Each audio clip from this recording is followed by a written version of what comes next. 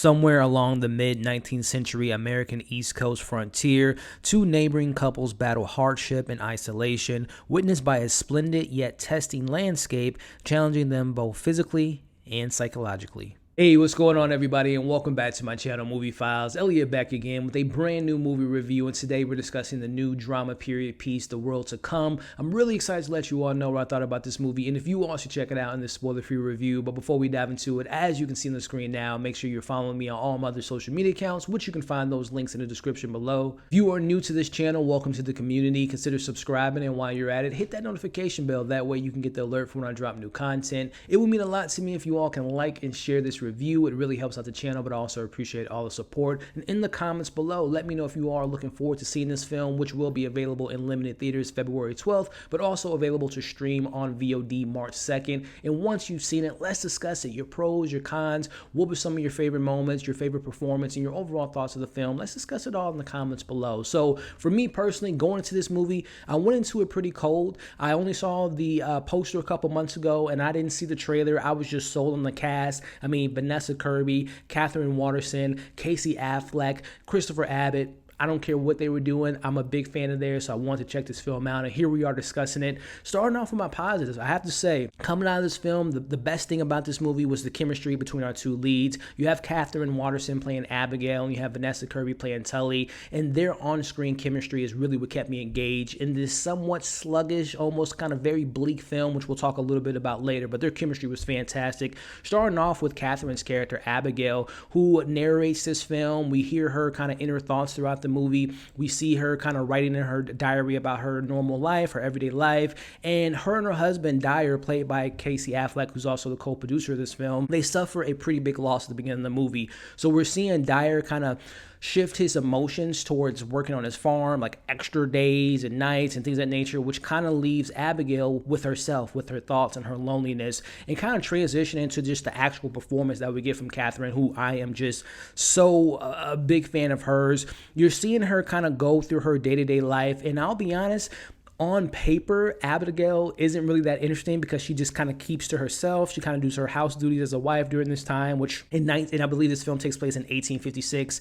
The wives are just there to take care of the house, clean up the house, take care of the chickens and all that stuff. So it was very kind of traditional in the sense of this very kind of a generic character that was kind of placed within that time. But it was Katherine that kind of sold me on the character. She brought the emotion. She brought the way she played the character, the way she kind of voiced her lines. I was really kind of interested of the performance more so than I was the character that was on page. I thought Katherine really kind of brought that character to life, which, speaking of coming to life, we have Tully played by Vanessa Kirby, who is just on a hot streak for me, most recently with The Pieces of a Woman, now going into this. She is the bright spot in this film in regards to she brings joy and happiness to Abigail, but also to the film, because like I had mentioned, this film is cold at times. It's very bleak. It's very like an isolated type of film, but it's when Tully comes into Abigail's life that she starts to get happy again. Again, she just suffered this loss. She really doesn't have her husband to lean on. So when she has Tully that comes into the mix, they become close friends. And then obviously, if you've seen the trailer and you hear my synopsis that I read, they become more than that. They have a romance. But again, speaking to Vanessa Kirby's performance, I thought she was great. Again, she has the charm, she has the charisma. During this time of 1856, women were, again, if you were married, you were just giving your house duties, and she didn't want to live by those rules. She was very confident. She was very outspoken, especially compared to her other characters that were just very to themselves. So I thought Vanessa Kirby was fantastic. And again, their chemistry, Vanessa and Katherine, was the best part of this film. Transitioning to some other things that stood out to me, I will have to say in regards to capturing this sense of isolation, I thought the film did a good job of doing so. I mean, we were on this farm. We see what the winters were like. We see what kind of comes with that. We see during this time the authenticity of like lack of medicine and understanding depression and anxiety and things of that nature. It really kind of captured what it probably was like back in the the mid 19th century. Again, this film takes place in 1856. So I thought there was a lot of authenticity within that time period, as well as showing the dynamic between a husband and what he expected from his wife. So I thought there was a lot of kind of, like I said, a lot of authenticity during that time.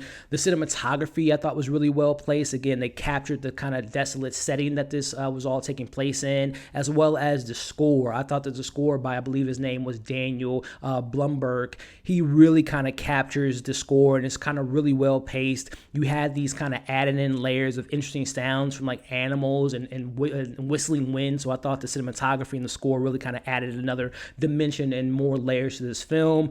Which brings me to my criticism with this movie. Now, again, the two leads, the female leads, were great to me in regards to their performance, but I can't really say the same about their co-leads regarding the two gentlemen that played their husband. Again, you have Dyer played by Casey Affleck compared to, and Casey Affleck is married to Catherine's character, Abigail.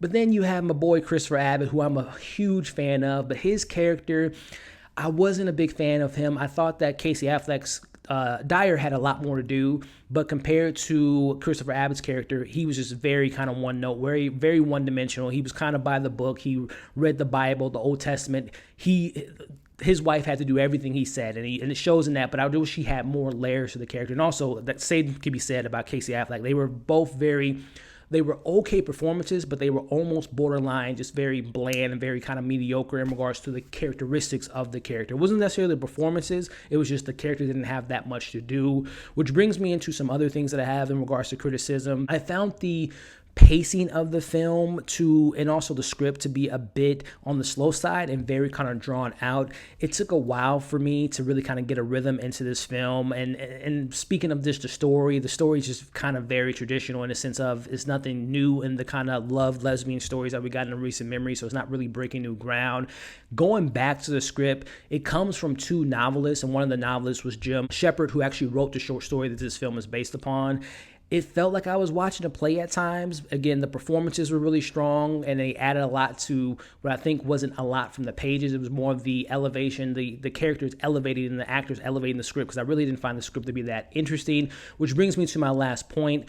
The last 15, 20 minutes of the film, the execution of how they wrapped up the movie was a little bit choppy to me, and just the execution really didn't play out.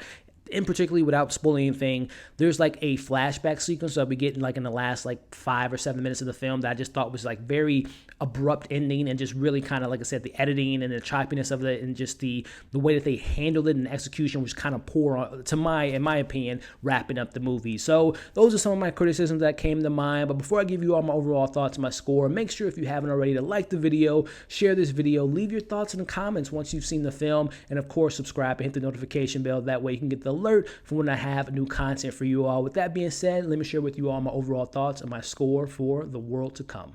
So overall, historical lesbian love stories have become very popular recently, and this one doesn't necessarily strike new ground in the sense of romantic, forbidden love stories, but it does do a decent job of showing you what it was like to be trapped in a marriage during this time, as well as displaying the imbalance between a husband and a wife's role during that time period. The chemistry between Katherine and Vanessa kept me invested in their friendship turned romance, and they gave some really solid performances.